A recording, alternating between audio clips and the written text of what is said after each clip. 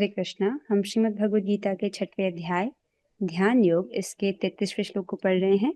श्लोक की कुछ आवृत्ति करेंगे। अर्जुन उवाच अर्जुन उवाच योऽयं योगस्त्वया प्रोक्तः योऽयं योगस्त्वया प्रोक्तः साम्येन मधुसूदन साम्येन मधुसूदन एतस्याहं न पश्यामि एतस्याहं न पश्यामि चञ्चलत्वा स्थितिं स्थिराम्। चञ्चलत्वा स्थितिं स्थिराम्। बहुत हरे सुंदर। कृष्ण। इस श्लोक में श्री भगवान कह रहे हैं, नहीं, इस श्लोक में एक्चुअली अर्जुन कह रहे हैं। अर्जुन उवाच, तो अर्जुन ने कहा। क्या कह रहे हैं अर्जुन? अर्जुन ने कहा, हे मधुसूदन, आपने जिस योग पद्धति का संक्षेप में वर्णन किया है वह मेरे लिए अव्यवहारिक तथा असहनीय है, क्योंकि मन चंचल तथा अस्थिर है। तो अभी तक के श्लोकों में भगवान समाधि का वर्णन कर रहे थे, अष्टांग योग की पद्धति का वर्णन कर रहे हैं, जिसे सुनकर अर्जुन कह रहे हैं, हे मधुसूदन, जिस योग पद्धति का आपने संक्षेप में वर्णन किया, मतलब समराइज करके उसको वर्णन किया है, वो मेरे लिए अव्यवहारिक है, इम्प्रैक्टिकल है और असहनीय है। क्यों? क्योंकि मन बहुत चंचल और अस्थिर है। जैसे कि इसमें भगवान ने वर्णन किया है कि जिस प्रकार से एक वायु रहित स्थान में दिए की लौ स्थिर हो जाती है, उसी प्रकार से ऐसे योगी का मन स्थिर हो जाता है। तो अर्जुन सोच रहे हैं कि देखिए, मन तो बहुत चंचल है, उसको इस प्रकार से नियंत्रित कर पाना ये क्या मेरे लिए अव्यवहारिक है। अन्वय को देखते हैं अब। अर्जुन उवाच, अर्जुन ने कहा, मधुसूदन, हे मधुसूदन, त्वया, आपके द्वारा, साम्येन, सर्वत्र समदर्शन रूप यह योग, जो योग प्रोक्त कथित हुआ, अर्थात हे मधुसूदन, आपके द्वारा सर्वत्र समदर्शन रूप जो योग कथित हुआ, जो योग आपने बोला, चंचलत्वात्, अर्थात मन की चंचलता के कारण, मन का स्वभाव क्या है कि बहुत चंचल है, बहुत अस्थिर है, और इसके कारण अहम, मैं, एतस्य स्थिराम न पश्यामि, मैं इसके स्थायित्व को नहीं देखता हूँ। मैं नहीं देख पा रहा हूँ कि मन कैसे इस प्रकार स्थिर रहेगा इसी अवस्था में जिसका आपने वर्णन किया। एक बार श्लोक को देखिए। अर्जुन उवाच, अर्जुन ने कहा, योयम योगस्त्वया प्रोक्त, जो योग के बारे में आपने कहा। कैसा योग? जिसमें समदर्शी होने के विषय में आप कह रहे थे।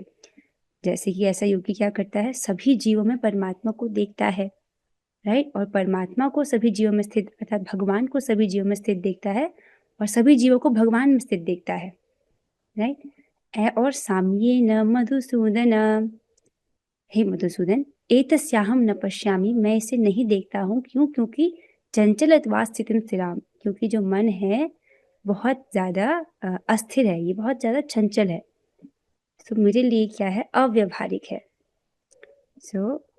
आई होप स्पष्ट हो रहा होगा कि मैं इस मन के स्थायित्व को नहीं देख पा रहा हूँ। ठीक है, इसको ऐसे समझिए, भगवान ने समाधि में वर्णन किया था एक व्यक्ति का जिसको दिव्य आनंद की अनुभूति होती है, ठीक है, पर अर्जुन कहने की मन तो बहुत चंचल है, तो मन इतना चंचल है तो वहां पर किस प्रकार से स्थित हुआ जा सकता है, ये मैं प्रैक्टिकली नहीं देख पा रहा हूँ, मेरे लिए ये असहनीय और अव्यवहारिक है, इस प्रकार से वे कहते हैं। आइए अब हम तात्पर्य की ओर बढ़ते हैं। बहुत सुंदर तात्पर्य है और आपको एकदम स्पष्ट हो जाएगा तात्पर्य से। अनुवाद और तात्पर्य कृष्ण कृपा मूर्ति श्री श्रीमद एसी भक्ति वेदांत स्वामी प्रभुपाद द्वारा।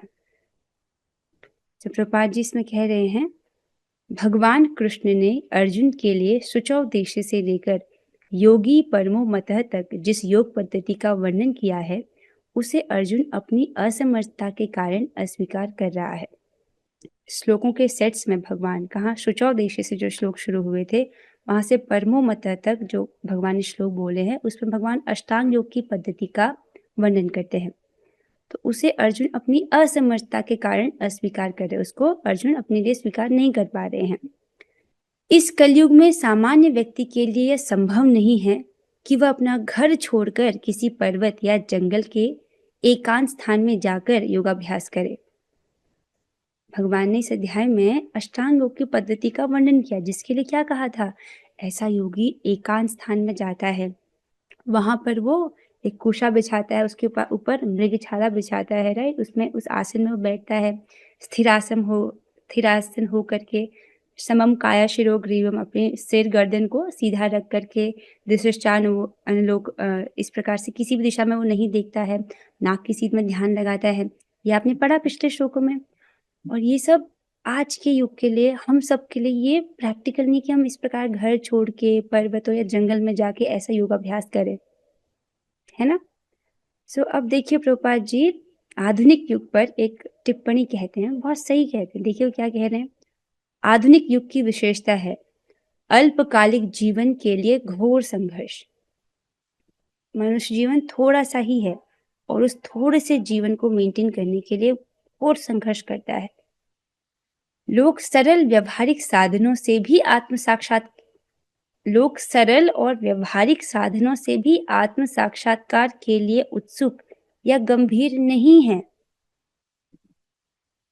तो फिर इस कठिन योग पद्धति के विषय में क्या कहा जा सकता है, जो जीवन शैली, आसन विधि, स्थान के चयन तथा भौतिक व्यवस्थाओं से विरक्ति का नियमन करती है। वाह, क्या कमेंट कहते हैं प्रभुपाद जी, कह रहे देखिए आपका जो अभी जो युग है, आधुनिक युग है, इसमें क्या है, मनुष्य का थोड़ा सा जीवन है, उसके लिए भी व्यक्ति कितना संघर्ष कर रहा है। वो व्यक्ति को लगता है जब तक वो 10-10, 12-12 घंटे काम नहीं करेगा उसका पालन नहीं होगा, ऐसा व्यक्ति सोचता है। और देखिए ये बात तो छोड़िए, एक अगर इंसान को बहुत सरल और व्यवहारिक अर्थात प्रैक्टिकल साधन भी दिया जाए आत्म साक्षात्कार की प्राप्ति के लिए, तो उसके लिए भी वो उत्सुक या गंभीर नहीं है। देखिए हरे कृष्णा बोलिए, कितना मुश्किल है, बोलिए हरे कृष्णा। हाँ, बोल दिया ना आपने, और आपको कितना पुण्य प्राप्त हो गया, इसको काउंट नहीं किया जा सकता। इसको बोला गया है कि अगर आप एक बार भी कृष्ण का नाम बोलते हो तो गोकोटि दानम ग्रहणे खगस्या, राइट, इस प्रकार से श्लोक है। अगर आपने करोड़ों करोड़ों गायों को दान दिया है, कब, सूर्य ग्रहण के समय पर। दान देने में देश, काल और पात्र का बहुत ध्यान देना पड़ता है, किस स्थान में हो रहा है, किस व्यक्ति को दिया जा रहा है, उस वक्त क्या समय है, इसका बहुत महत्व है। तो सूर्य ग्रहण के समय पर अगर आप दान दे रहे हो, वो भी करोड़ों गाय, राइट, और सुमेरु के समान सोना सुयोग्य ब्राह्मण को दे रहे हैं, और प्रयाग, प्रयाग जो कि तीर्थ स्थल है, वहां पर कल्पों तक वास कर रहे हैं, बहुत लंबे समय तक। तीर्थ में वास करना भी तो पुण्य है, राइट। और ये सब जो पुण्य इसको मिला लिया जाए तो ये जो पुण्य है भगवान के एक नाम के 100वें हिस्से के बराबर भी नहीं है। जैसे आप राई के दाने को माउंट एवरेस्ट के साथ कंपेयर नहीं कर सकते ना, उसी प्रकार ये जो पूरा पुण्य है, इसको हम भगवान के एक नाम बोलने से जितनी सुकृति इकट्ठा हो गई है उसके 100वें हिस्से के बराबर भी ये नहीं है, इतना छोटा है। पर आपने बोल दिया, बोलिए हरे कृष्णा, कितना आसान है, राइट। और देखिए सुबह सुबह जब बोला जाता है माला कर लो, तो क्या इसमें क्या मुश्किल है, अपने ही घर में कंफर्टेबल होकर के हम माला जप सकते हैं ना।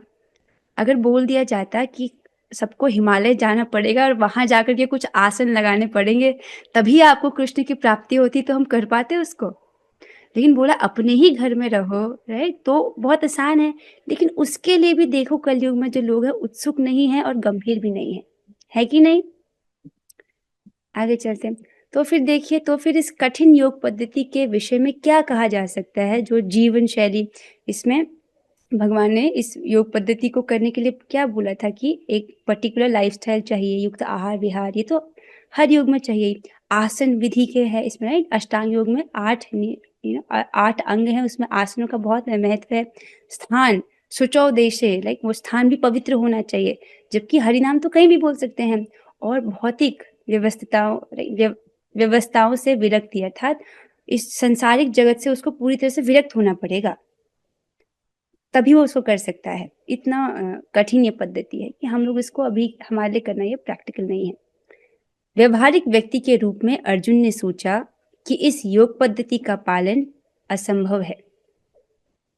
प्रैक्टिकली एक व्यक्ति के लिए ऐसा कर पाना, एक सामान्य व्यक्ति के लिए ऐसा कर पाना असंभव है, भले ही वह कई बातों में इस पद्धति पर खरा उतरता था। वह राजवंशी था और उसमें अनेक सद्गुण थे। वह महान योद्धा था, वह दीर्घायु था और सबसे बड़ी बात तो यह कि वह भगवान श्री कृष्ण का घनिष्ठ मित्र था। तो देखिए अर्जुन है, अर्जुन का नाम गुड़ाकेश है, अर्थात उन्होंने निद्रा पर विजय प्राप्त की है, अज्ञान पर विजय प्राप्त की है। ऐसा व्यक्ति कह रहा है कि मेरे लिए ये अव्यवहारिक है, और कब, वो भी 5000 वर्ष पूर्व। तो फिर अपनी तो बात ही क्या। जबकि प्रभुपाद जी कह रहे हैं कि देखिए भले ही वह कई बातों में इस पद्धति पर खरा उतरता था, उनमें ऐसे गुण थे कि वो उसको कर सकते थे कई बातों में, ठीक है। और जिसमें उनके गुणों को भी बताया कि वो राजवंशी थे, अर्थात उनमें जो क्षत्रिय के गुण हैं उनको भी तेज, क्षमा, धृति, इस प्रकार से जो गुणों का वर्णन भगवान करते हैं 16वें अध्याय में, उनमें बहुत सारे सद्गुण थे, महान योद्धा थे, दीर्घायु थे और सबसे बड़ी बात क्या है कि भगवान के घनिष्ठ मित्र थे। फिर भी व्यवहारिक रूप से एक सामान्य व्यक्ति के लिए ऐसा कर पाना संभव नहीं है। देखिए, क्योंकि हम लोग ऐसे घर छोड़ करके नहीं जा सकते, लाइक जंगलों में रहना लाइक पॉसिबल नहीं है। आई होप आप समझ रहे हैं। तो 5000 वर्ष पूर्व अर्जुन को हमसे अधिक सुविधाएं प्राप्त थी, तो भी उसने इस योग पद्धति को स्वीकार करने से मना कर दिया। राइट, 5000 वर्ष पूर्व इंटरनेट नहीं था, हर बच्चे के पास फोन नहीं था, राइट। तो अर्जुन के पास फोकस के लिए ज्यादा अच्छी सुविधा थी कि नहीं, राइट। एक व्हाट्सएप की नोटिफिकेशन से व्यक्ति देखता है अरे क्या मैसेज आया था, राइट। तो उतना डिस्ट्रैक्शन नहीं था। इवन अर्जुन जी को तो कोई डिस्ट्रैक्शन ही नहीं था ना, क्योंकि देखिए वो रात्रि में भी धनुर्विद्या का अभ्यास करते थे। वो गुड़ाकेश है, निद्रा विजयी है। फिर भी वो सोच रहे हैं कि उनके लिए इस योग पद्धति का जो पालन है वो ऐसा कर पाना असंभव है। तो अपनी तो बात ही क्या है। तो वास्तव में इतिहास में कोई ऐसा प्रलेख प्राप्त नहीं है जिससे यह ज्ञात हो सके कि उसने कभी योगाभ्यास किया हो। अतः इस पद्धति को इस कलयुग के लिए सर्वथा दुष्कर समझना चाहिए। इतना तो समझ आ रहा है कि जब अर्जुन जी, राइट, जो कितने महान योद्धा हैं, कितने महान योद्धा हैं कि शिव जी भी युद्ध में उनसे प्रसन्न हुए। शिव जी कितने बड़े योद्धा, उनको उन्होंने युद्ध में प्रसन्न किया। और यहाँ तक कि जब स्वर्ग में, राइट, राजा इंद्रदेव को जरूरत थी कि कोई उनकी सहायता करे, वो अर्जुन के पास आते हैं। समझ रहे, स्वर्ग के राजा सहायता के लिए पृथ्वी के किसी राज्य के पास आ रहे हैं, तो पृथ्वी के किसी योद्धा के पास आ रहे हैं, तो वो योद्धा कितना सक्षम होगा। पहली बार जब इसको सुन रहे हैं तो कई बार लोग इसको माइथोलॉजी समझ के बहुत बड़ी गलती करते हैं। ये माइथोलॉजी नहीं है, ये सत्य है, राइट। जिस व्यक्ति पर कृपा हुई है वो इसको समझ पाता है कि ये सब घटनाएं हुई हैं और ये सत्य हैं, राइट। तो अर्जुन जी जा सकते थे स्वर्ग, वहां भी उनको खूब यश, खूब कीर्ति है। तो ऐसे व्यक्ति कह रहे हैं कि मेरे लिए ये प्रैक्टिकल नहीं है।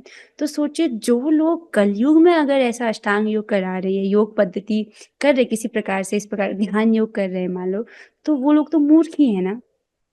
जब अर्जुन के लिए वो संभव नहीं है, तो कलयुग के लोग, जिनको क्या कहा गया है कि वो मंद हैं, सुमंद हैं, मूढ़मति वाले हैं, मंद भाग्य वाले, वो कैसे कर सकते हैं इस खतरनाक पद्धति को, है ना। अब आगे पढ़ते हैं। अतः इस पद्धति को, राइट, आई होप ये समझ आ रहा हो कि जिससे यह ज्ञात हो सके कि उसने कभी योगाभ्यास किया हो, अर्थात ये जो योग पद्धति है तब भी व्यवहारिक नहीं थी, तो अब तो बात ही क्या है। अतः इस पद्धति को इस कलयुग के लिए सर्वथा दुष्कर समझना चाहिए, ये है बात।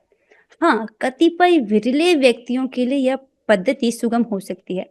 मीन्स हो सकता है रेयरली कोई व्यक्ति हो जिसके लिए ऐसा हो सकता है, रेयरली, किंतु सामान्य जनों के लिए यह असंभव प्रस्ताव है, राइट। आपसे कोई कहे कि जंगल में जाओ और वहां जाके एकांत में ध्यान लगाओ, कैसे रहेंगे हम, क्या खाएंगे, कितनी ठंडी है, सोचो कितनी ठंडी है, कब बिना कंबल के कैसे रहेंगे रात को, लाइट भी नहीं है, सांपों का भय, शेर बाघ उसका भय, ये सब इज नॉट पॉसिबल। यदि 5000 वर्ष पूर्व ऐसा था, तो आधुनिक समय के लिए क्या कहना। जो लोग विभिन्न तथाकथित स्कूलों तथा समितियों के द्वारा इस योग पद्धति का अनुकरण कर रहे हैं, भले ही संतोषजनक प्रतीत हो, किंतु वे सचमुच ही अपना समय गवा रहे हैं।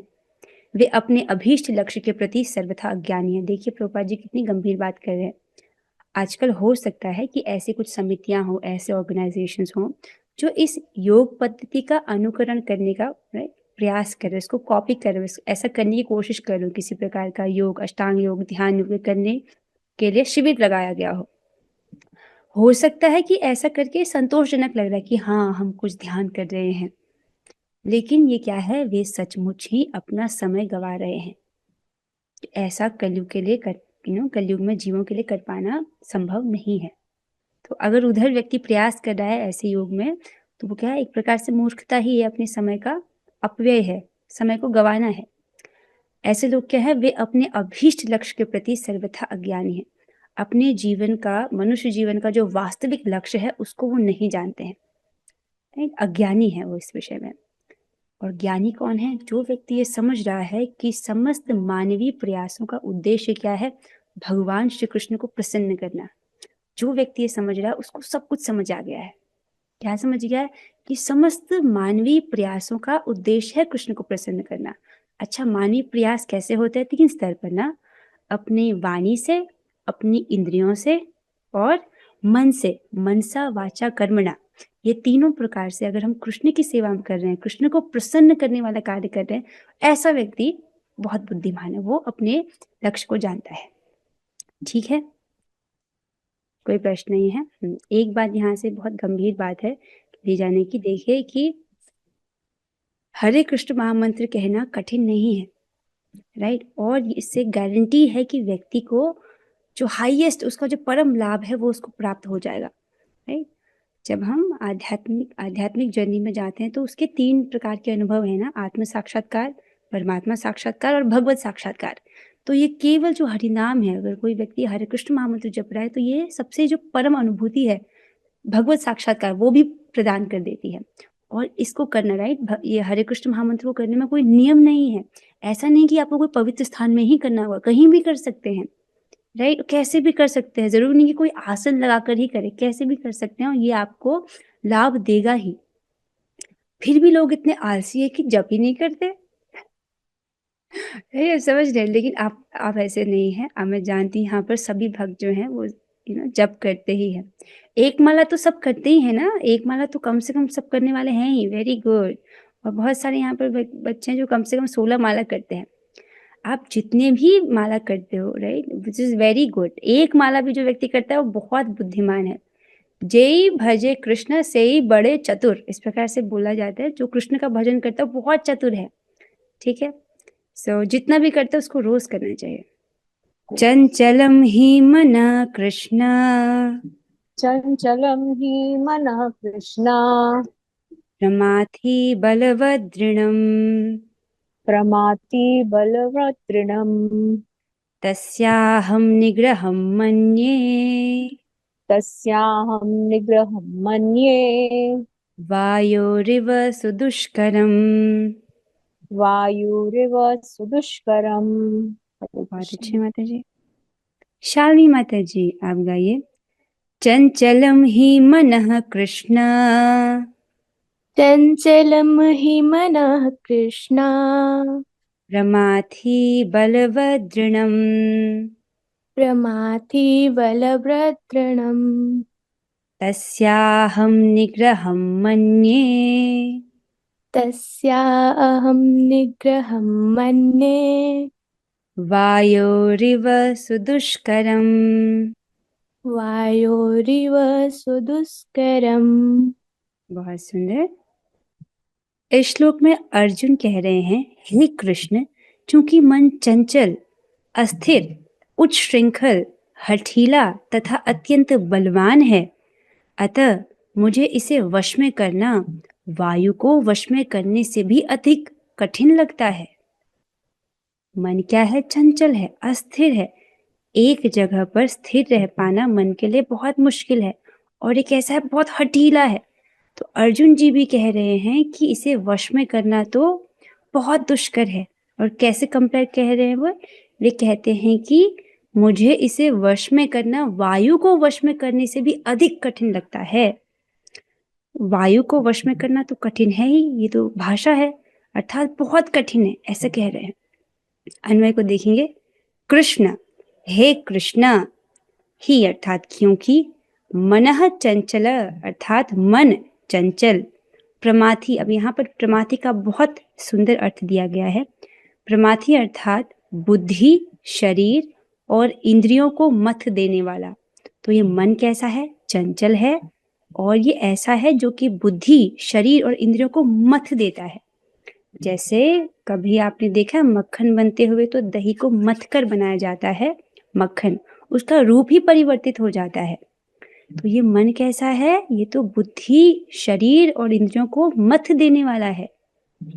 और कैसा है? बलवत, बलवान है, दृढ़म और दृढ़ है। अतः अहम तस्य, मैं उसके निग्रहम, निग्रह को अर्थात इस मन को कंट्रोल करने को, इस मन को वश में करने को, वायो इव सुदुष्करम मन्ये, वायु को वश में करने के समान अत्यंत दुष्कर मानता हूँ। जिस प्रकार से वायु को वश में करने चले तो वो तो बहुत दुष्कर है। तो कह रहे हैं अर्जुन जी कि उसी के समान मैं इस मन को वश में करने को अत्यंत दुष्कर मान रहा हूँ। सो आई होप आपको समझ आ रहा होगा कि जो मन है बहुत दुष्कर है, और जिस प्रकार की पद्धति का भगवान ने वर्णन किया उसमें मन को कैसे रखना है, जैसे वायु रहित स्थान में एक दीपक, उस प्रकार से स्थिर। ठीक है, और इसको और कनेक्ट कीजिए पिछले श्लोकों से। भगवान ने कहा था कि समभाव होकर के सभी भूतों में परमात्मा को देखना, अर्थात भूत अर्थात जीव, सभी जीवों में परमात्मा को देखना और सभी जीवों को परमात्मा में देखना, राइट। सभी जीवों को भगवान की शक्ति में स्थित देखना। इस प्रकार से जो व्यक्ति समदृष्टि है तो वो किसी के प्रति द्वेष भावना नहीं कर रहा है। अब अर्जुन जी को तो युद्ध लड़ना है, राइट, युद्ध करना है, उस वक्त कैसे कोई सम रह के करे? तो वो कह रहे मेरे लिए व्यवहारिक नहीं है, राइट। हम सम हो सकते हैं, कुछ समय के लिए मन जो है सम हो सकता है, लेकिन कोई व्यक्ति आपको कुछ अपशब्द कह दे, क्या उस वक्त आपका मन शुद्ध नहीं होगा? तो इस प्रकार से मन का जो स्थिरता है, राइट, वो तो बहुत चंचल है। इस प्रकार से स्थिर होना बहुत ही कठिन लग रहा है। आइए इसको हम तात्पर्य से पढ़ेंगे। उससे पूर्व एक घटना का वर्णन यहाँ पर रखा गया है, ये जानने के लिए कि ये बात कौन कह रहे हैं, अर्जुन, राइट। अर्जुन कौन है, एक बार उनके विषय में एक छोटी सी घटना यहाँ पर रखी गई है, उसको सुनिए। जब अर्जुन इंद्र के निमंत्रण पर स्वर्गलोक गए, तो अर्जुन जी के पास ऐसा सामर्थ्य था कि वो पृथ्वी से स्वर्गलोक जा सकते थे। तो इंद्र का निमंत्रण था, वहां वो स्वर्गलोक गए। तो वहां उनकी भेंट उर्वशी से हुई। उर्वशी जो सभी अप्सराओं में सबसे सुंदर अप्सरा है, अर्जुन के तेज, पराक्रम और सौम्य व्यक्तित्व से प्रभावित होकर उन पर मोहित हो गई। उन्होंने अर्जुन को अपनी ओर आकर्षित करने का प्रयास किया और उनसे प्रणय संबंध बनाने का प्रस्ताव रखा। लेकिन अर्जुन जो अपने व्रत और ब्रह्मचर्य का पालन कर रहे थे, उन्होंने उर्वशी को माता समान मानते हुए उनका प्रस्ताव विनम्रता से ठुकरा दिया। अर्जुन ने ये कहा कि उर्वशी उनके पूर्वज पुरुरवा की पत्नी रही हैं और इस नाते वे उनकी माता के समान हैं। तो अर्जुन के पूर्वज हैं कोई पुरुरवा, राइट। तो ऐसे देख रहे हैं कि आप तो उनकी पत्नी रही हैं, इसीलिए आप मेरी माता के समान हैं। अर्जुन के इस उत्तर से उर्वशी को बहुत अपमान महसूस हुआ और वे क्रोधित हो गई। अपने क्रोध में उन्होंने अर्जुन को श्राप दिया कि वे एक वर्ष तक नपुंसक बने रहेंगे। हालांकि यह श्राप अर्जुन के लिए एक वरदान भी साबित हुआ। जब वे अज्ञातवास के दौरान विराट नगरी में रह रहे थे तो उन्होंने बृहन्नला नामक नपुंसक नर्तक का रूप धारण किया और अपना समय सुरक्षित रूप से व्यतीत किया। तो ये घटना तो महाभारत की घटना है, आप इसे जानते ही होंगे। और देखिए, एक ऐसा व्यक्ति जिसका इंद्रिय संयम इतना अच्छा है, राइट, वो व्यक्ति कह रहा है कि मेरे लिए इस मन को वश में करना वायु को वश में करने से भी अधिक कठिन है। अर्जुन कोई सामान्य व्यक्ति नहीं है, महायोद्धा है और गुणाकेश है, अज्ञान पर विजय प्राप्त किए हुए हैं, निद्रा पर विजय प्राप्त किए हैं।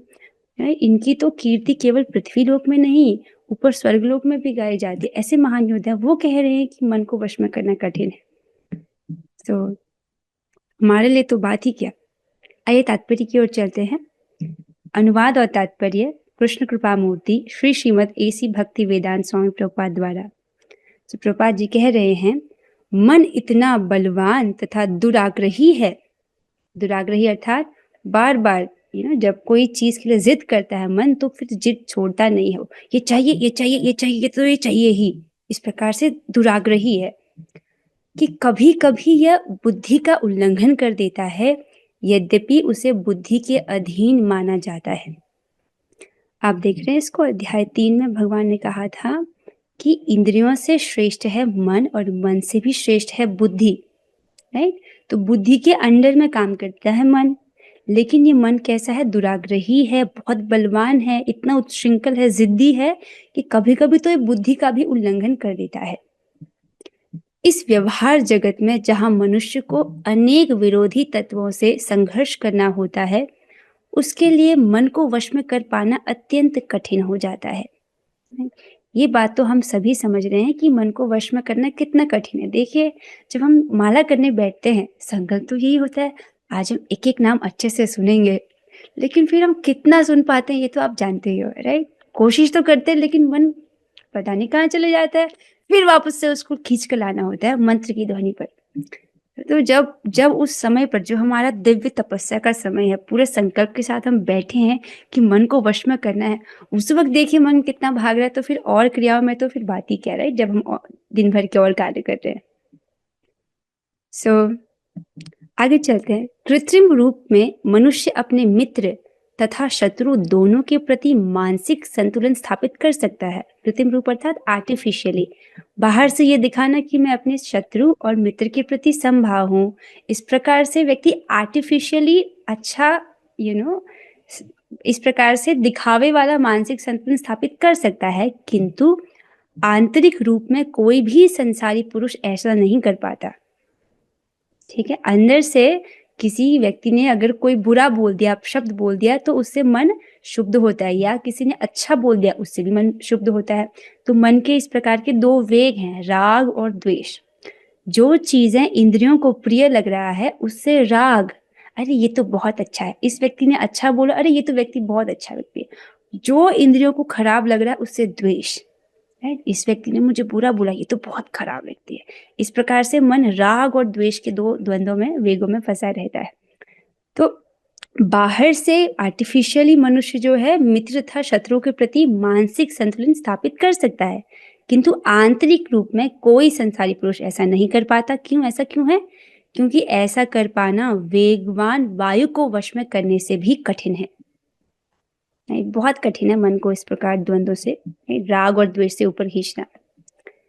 फिर कहते हैं वैदिक साहित्य कठोपनिषद में कहा गया, एक बहुत सुंदर यहाँ पर श्लोक रखा गया है, ये कठोपनिषद से है, जिसमें शरीर रूपी रथ का वर्णन हमको प्राप्त होता है। ये तो बहुत महत्वपूर्ण बात है, बार बार हमको इसको सुनना चाहिए। जितनी बार सुनते हैं उतना अधिक ये हमारे हृदय में और गहरा होता है। तो इस श्लोक में क्या कहा गया है कि प्रत्येक व्यक्ति इस भौतिक शरीर रूपी रथ पर आरूढ़ है और बुद्धि इसका सारथी है। आत्मानं रथिनं विद्धि शरीरं रथमेव च बुद्धिं तु सारथिं विद्धि मनः प्रग्रहमेव च। जो ये शरीर रूपी रथ है, राइट, इस प्रत्येक व्यक्ति के इस भौतिक शरीर रूपी रथ पर आरूढ़ है और बुद्धि इसका सारथी है। तो इसको देखिए, थोड़ा सा क्लोज होकर देखते हैं। इस रथ पर आत्मा सवार है, राइट, और इस रथ का सारथी भी है। वो कौन है? बुद्धि। ठीक है, आत्मानं रथिनं विद्धि शरीरं रथमेव च। ये शरीर रूपी रथ है, तो आपके पास भी एक शरीर रूपी रथ है, इस पे आत्मा आरूढ़ है और बुद्धि क्या है? इसका सारथी है। और जो लगाम है वो है मन, राइट। लगाम रूपी रस्सियों के द्वारा घोड़ों को खींचा जाता है, उनको नियंत्रित किया जाता है, राइट। तो लगाम क्या है? मन। और ये एक एक घोड़ा क्या है? एक एक इंद्रिय, राइट। मन लगाम है और इंद्रियां घोड़े हैं। तो देखिए, जैसे एक आंख, एक घोड़ा एक आंख को दर्शा रहा है, एक नाक, कान, स्पर्श अर्थात त्वचा और जीभ, इस प्रकार से 5 घोड़े हैं। ठीक है, इस प्रकार मन तथा इंद्रियों की संगति से यह आत्मा सुख तथा दुख का भोगता है। बहुत सुंदर इसको बोल रहे हैं, देखिए, मन और इंद्रियों की संगति से आत्मा क्या है? सुख और दुख का भोग कर रहा है। पहली बात तो समझिए, इस चीज को समझिए, आत्मा तो दिव्य है। कैसा है? दिव्य है। और जो भी भोग हम, राइट, जो इंद्रियों से उसको प्राप्त हो रहे हैं वो सब भौतिक भोग हैं। ध्यान से सोचिए, आत्मा कैसा है? भगवान का अंश है, सच्चित आनंद है, दिव्य है। लेकिन जो भी भोग उसको प्राप्त हो रहे हैं इन इंद्रियों के माध्यम से, वो तो भौतिक भोग हैं, राइट। अब भौतिक भोगों से आत्मा कभी भी संतुष्ट नहीं हो सकता, फिर भी वो मान रहा है कि ये मेरा सुख है ना? भौतिक चीज से, भौतिक वस्तु से कोई दिव्य वस्तु कभी संतुष्ट नहीं हो सकती है। लेकिन ऐसी तो भगवान की माया शक्ति है कि वो सोच रहा है कि ये भौतिक भोग मुझे सुख दे रहे हैं। तो ऐसा क्यों हो रहा है? उसके मिथ्या अहंकार के कारण। अब समझिए, देखो कोई व्यक्ति अगर आपको बुरा बोल दे, लेट्स से किसी ने आपको बुद्धू बोल दिया, तो किसको बुद्धू बोला? किसको बुद्धू बोला? आप आत्मा को। आत्मा को तो वो देख ही नहीं सकता। आत्मा तो सच्चित आनंद है, ज्ञानमयी है, राइट। सच्चिदानंद है। जैसे भगवान में जो गुणात्मक रूप से भगवान के जैसे गुण है, उसमें ही वो अंश रूप में है कि नहीं? सच्चित आनंद। आत्मा तो बुद्धू नहीं है, वो तो ज्ञानमय है, राइट। फिर किसको बुद्धू बोला? ये शरीर को, जो कि पंच तत्वों से बना है, राइट। पृथ्वी, जल, वायु, अग्नि, आकाश, इसको बोला बुद्धू? नहीं, इसको ये तो सेम, ये तो कॉमन है ना बात सामने वाले और मुझ में। तो फिर क्या बच गया? सूक्ष्म शरीर, मन, बुद्धि, अहंकार। मन, बुद्धि जो बुद्धि तत्व से बनी, और अहंकार। तो ये जो अहंकार है अर्थात मिथ्या अहंकार, ये अभिनिवेश होना कि मैं ये शरीर हूँ, मेरी ये पहचान है और इस व्यक्ति ने ऐसा मुझे बोला है, राइट। इस अभिनिवेश होना ही, इसको मिथ्या अहंकार से व्यक्ति प्रभावित हो रहा है और सोच रहा है कि ये मुझे ही बोला है। समझ रहे हैं आप इसको? तो ये कारण क्या है? मिथ्या अहंकार। मिथ्या अहंकार के कारण आत्मा अपने आप को शरीर समझता है, और फिर वो मन अर्थात अपनी पहचान वो मन से कर रहा है, राइट। और मन और इंद्रियों की संगति से वो सुख और दुख को भोग रहा है, ठीक है। ऐसा बड़े बड़े चिंतकों का कहना है। तो कठोपनिषद में ये बोला गया है, 1-3 श्लोक संख्या 3 से 4 में ऐसा बोला गया है। अब ये शरीर रूपी रथ हमको दिया गया है, राइट, मनुष्य योनि में, तो ये बहुत बड़ी जिम्मेदारी है। बाकी जो योनियां हैं उनके ऊपर ये नियम लागू नहीं होते। जैसे ट्रैफिक सिग्नल है, राइट। ट्रैफिक सिग्नल को अगर मनुष्य तोड़ दे, राइट, जो गाड़ी चला रहा है वो ट्रैफिक सिग्नल का पालन नहीं करे, रेड लाइट पे भी गाड़ी चला दे तो चालान उसको करता है। लेकिन उसी ट्रैफिक सिग्नल में कुत्ता चले जाता है सिग्नल को तोड़ करके, उसको कोई चालान नहीं लगता। क्यों? इतना जो जिसने नियम बनाए हैं सरकार ने, उनको पता है कि कुत्ते के पास इतनी बुद्धि नहीं है कि वो नियमों को समझ सके, राइट। सो उसके लिए नहीं है। उसी प्रकार से जो भगवान ने नियम बनाए, धर्म के नियम, वो मनुष्यों के लिए हैं, बाकी सभी योनियों के लिए नहीं है, ठीक है। तो मनुष्य शरीर बहुत रिस्पॉन्सिबिलिटी का कार्य है। कोई व्यक्ति सोचे पूरे जीवन भर शास्त्र नहीं पढ़े और सोचे कि अरे मुझे तो पता ही नहीं था कि जीवन को ऐसे जीना था, और उसने पूरा जीवन पापपूर्ण तरीके से बिता दिया। तो ऐसा नहीं है कि क्योंकि उसको पता नहीं था तो उसको दंड नहीं लगेगा, उसको दंड मिलेगा। तो मनुष्य के रूप में हमारी जिम्मेदारी है कि हम शास्त्र को पढ़े और नियमों को जाने, ठीक है। अगर व्यक्ति नहीं जानेगा तो मनमाने ढंग से जिएगा। मनमाने ढंग से भी जिएगा तो क्या करेगा? वो प्रकृति के गुणों का संपर्क करेगा, या तो तमोगुण में कार्य करेगा, या रजोगुण में कार्य करेगा, या सतोगुण में कार्य करेगा, और तीनों ही प्रकार से उसको एक और भौतिक योनि प्राप्त होगी 84 लाख योनियों में से। बहुत आवश्यक है कि वो जाने कि कैसे कर्म करना चाहिए ठीक ठीक प्रकार से, ताकि उसको बंधन ना लगे। सो ये रथ हमको दिया है ताकि हम सभी इस रथ का उपयोग करके योग के पथ पर आगे बढ़ सके। अर्थात योग अर्थात भगवान से जुड़ना, राइट। भगवान से हमारा क्या संबंध है उसको जानना, आत्म साक्षात्कार की तरफ बढ़ने के लिए दिया गया है। कुछ लोग क्या करते हैं, देखिए इस जगत में कितनी गलती करते हैं। शरीर रूपी रथ तो दिया गया है, लेकिन उसको कभी कभी चलाते ही नहीं उस रथ को, बस इंद्रियों को खाना देते रहते हैं। आप समझ रहे हो मैं कितनी बात करती हूँ? जो बिल्कुल भक्ति कार्य नहीं करते, बिल्कुल जप नहीं करते हैं, कोई भी आत्म साक्षात्कार वाला कार्य नहीं करते, कोई भी ऐसी क्रिया नहीं करते जिससे चेतना पवित्र होती है, वो क्या कर रहे हैं? बस अपने रथ को पोषित किए जा रहे हैं, पोषित किए जा रहे हैं, नए नए कपड़े पहन रहे हैं, जिस स्थान पर रथ है उसको अच्छा कर रहे हैं, अर्थात बढ़िया बढ़िया घर बना रहे हैं, लेकिन रथ को चला नहीं रहे हैं। आप समझ रहे हैं ना? आप सब तो बुद्धिमान है, आपका तो रथ चल रहा है, तभी तो भगवद गीता क्लास में है। आगे चलते हैं। अभी प्रभुपाद जी कह रहे हैं कि प्रत्येक व्यक्ति इस भौतिक शरीर रूपी रथ पर आरूढ़ है। ये जो शरीर है ये रथी है और बुद्धि इसका सारथी है, मन लगाम और इंद्रियां घोड़े हैं। इस प्रकार मन तथा इंद्रियों की संगति से यह आत्मा सुख तथा दुख का भोगता है। ऐसा बड़े बड़े चिंतकों का कहना है। तो देखिए जो इंद्रियां हैं वो अलग अलग दिशाओं की ओर भागना चाहती हैं। आंख कहती है मुझे ये पसंद है, मुझे वो देखना है। लोग इस जगत में जाते हैं ना, पिकनिक पर जाते हैं, बड़े बड़े जगहों को देखने जाते हैं, घूमने के लिए जाते हैं। वो क्या है, सुंदर सुंदर दृश्यों को देखना चाहते हैं, प्राकृतिक दृश्यों को देखना चाहते हैं। वो क्या, आंख चाहती है कि मुझे कुछ अच्छा देखने को मिले, नाक को अच्छा सूंघने को मिले, कान चाहता है अच्छा अच्छा सुनना चाहते हैं, राइट। इस प्रकार से अलग अलग इंद्रियों के अलग अलग विषय भोग हैं और वो उस तरफ जाते हैं। और क्या है, बुद्धि को क्या करना है कि मन की रस्सी से कस के पकड़ना है। जैसे ही आग बोले नहीं मुझे वो देखना है, नहीं वापस आओ, अभी तो मेरे रथ को जाना है ना आत्म साक्षात्कार की तरफ। अगर हम एक भी इंद्रिय को ढीला छोड़ेंगे तो पूरा रथ वहीं चले जाएगा कि नहीं, डिस्ट्रैक्शन हो जाएंगे कि नहीं।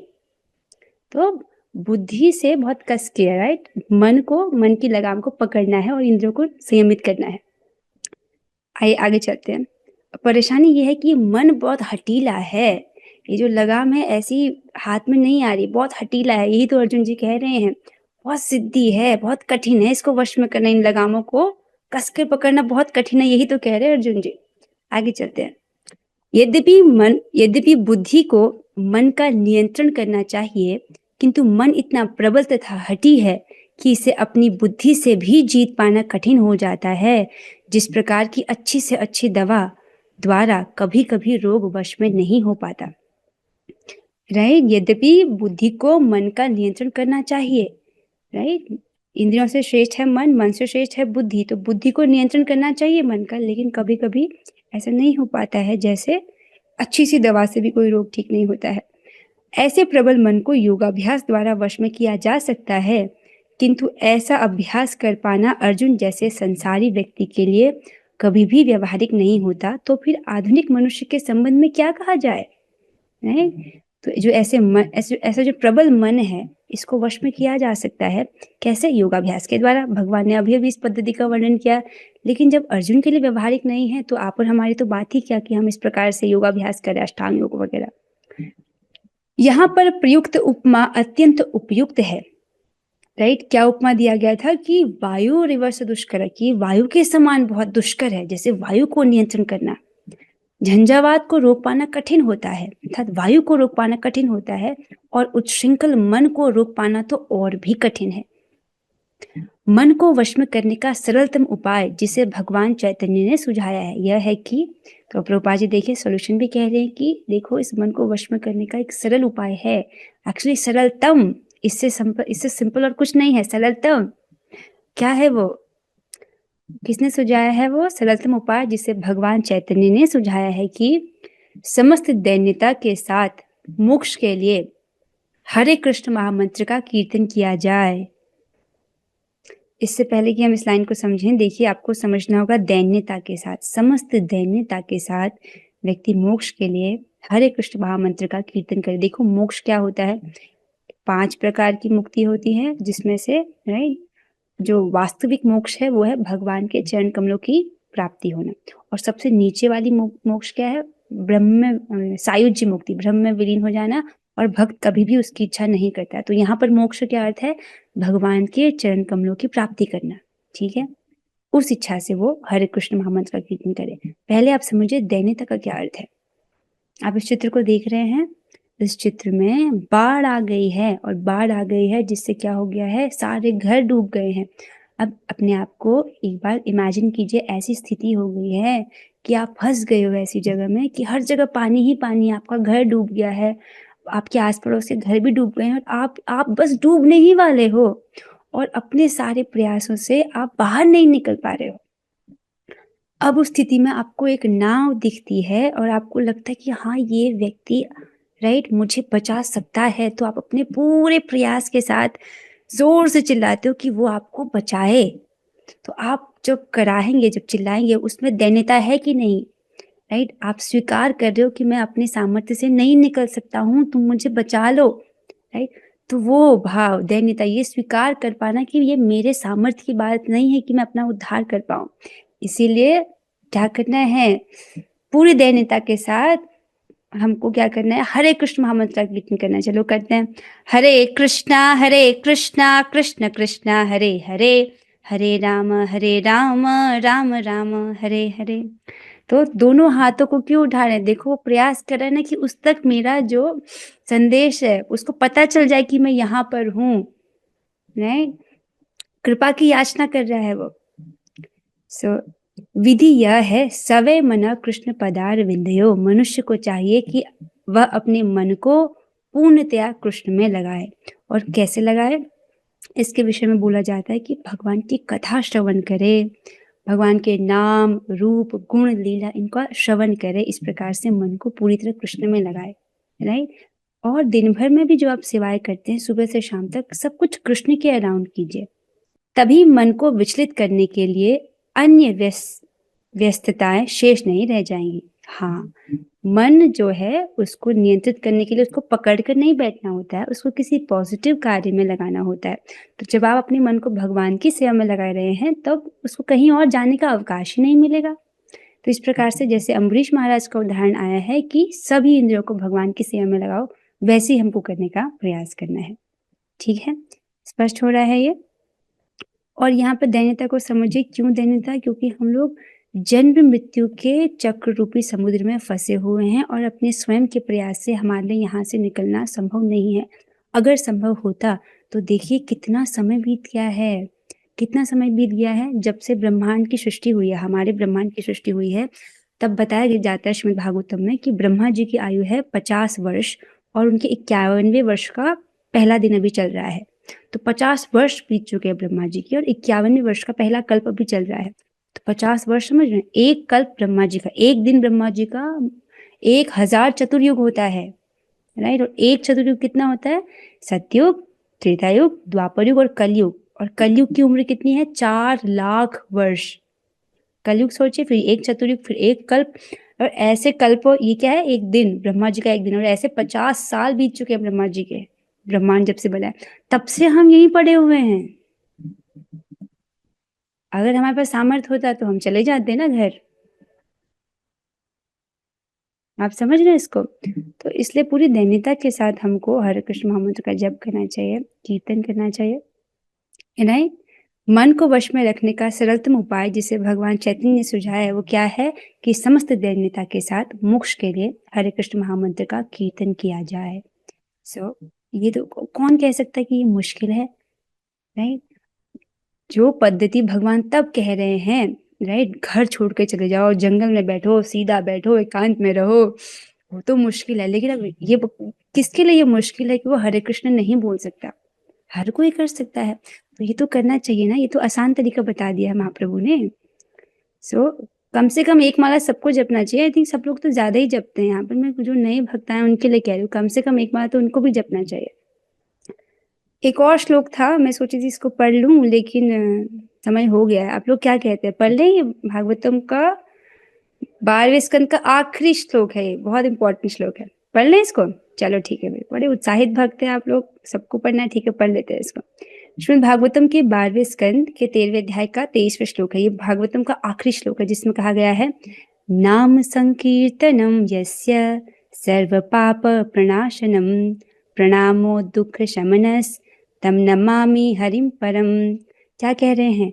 मैं उन भगवान हरि को सादर नमस्कार करता हूँ जिनके पवित्र नामों का सामूहिक कीर्तन सारे पापों को नष्ट करता है और जिनको नमस्कार करने से सारे भौतिक कष्टों से छुटकारा मिल जाता है। जिस व्यक्ति को अपने सारे पापों को नष्ट करना है, अपने सारे पापों से छुटकारा पाना, उसको क्या करना चाहिए? भगवान के पवित्र नामों का सामूहिक कीर्तन, अर्थात सब लोग मिलकर कहें, हरे कृष्णा कृष्णा कृष्णा हरे हरे, हरे राम राम राम हरे हरे। ये सर्वश्रेष्ठ यज्ञ है। जब आपने ऐसा किया, आपने सबसे बड़ा, सभी यज्ञों में ये सर्वश्रेष्ठ यज्ञ है, आपने इसे कर दिया। देखो, कोई द्रव्य भी नहीं लगा, फ्री में हो गया और पूरे पवित्रता के साथ हो गया, क्योंकि नाम तो परम पवित्र है। इसे कैसी भी दशा में कर सकते हैं। सो प्रयास करना चाहिए, कीर्तन करें, जप करें, और इवन कथा भी कीर्तन ही है। और जो व्यक्ति अपने भौतिक कष्टों से छुटकारा चाहता है उसे क्या करना चाहिए? तो बहुत आसान है, भगवान को प्रणाम करना चाहिए, राइट। ये तो कर सकते हैं हम लोग। आइए इसी के साथ हम आज की चर्चा को यहीं आइए अब हम 3 बार हरे कृष्ण महामंत्र करेंगे। अपने माइक को ऑन कीजिए, हम सभी साथ में करेंगे। हरे कृष्णा कृष्ण कृष्णा हरे हरे, हरे राम राम राम राम हरे हरे। हरे कृष्णा कृष्ण कृष्ण हरे हरे, हरे राम राम राम हरे हरे। हरे कृष्णा कृष्ण कृष्ण हरे राम राम राम हरे। श्रीमद् भगवद गीता की जय, श्रील प्रभुपाद की जय। ऑल ग्लोरी श्री गुरु गौरांगा। हरे कृष्णा। आप सभी भक्तों के सहयोग के लिए बहुत बहुत धन्यवाद। Thank you so much.